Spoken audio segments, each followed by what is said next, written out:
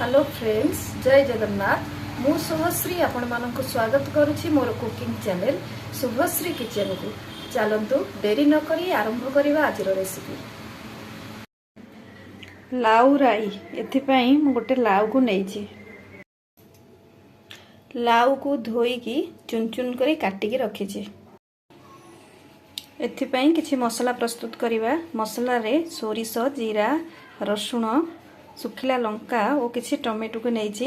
एहाकू एकाठी मिसाई चिक्कण करी बाटी नेबा।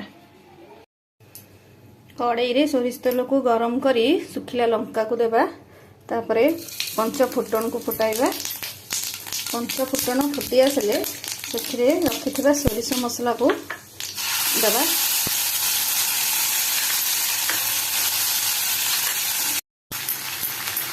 ऊपर हलदी गुंड और लंका गुंड को दे मसला टिके कषि नवा।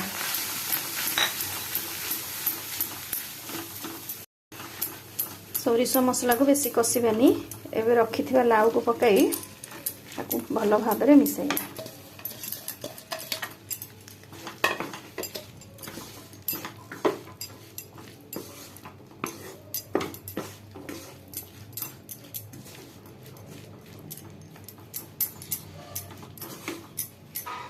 आवश्यक अनुसार लुण दबा। अल्प पानी दे सिझापी घोड़े नवा। बेसी पानी दबानी, लाउरू पानी बाहर।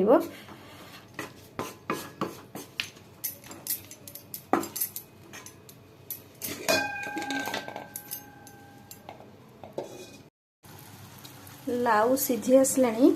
एबे एथिरे हाफ चमच रु कम टिके चीनी दबा।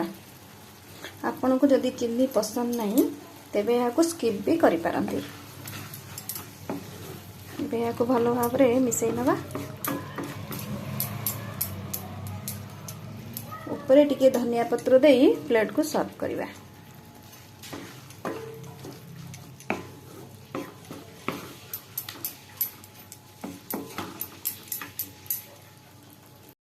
रेडी हो जाइए लाउ राई। यहाँ को भात सहित हो बा रुटी सहित हो खाई परिबे।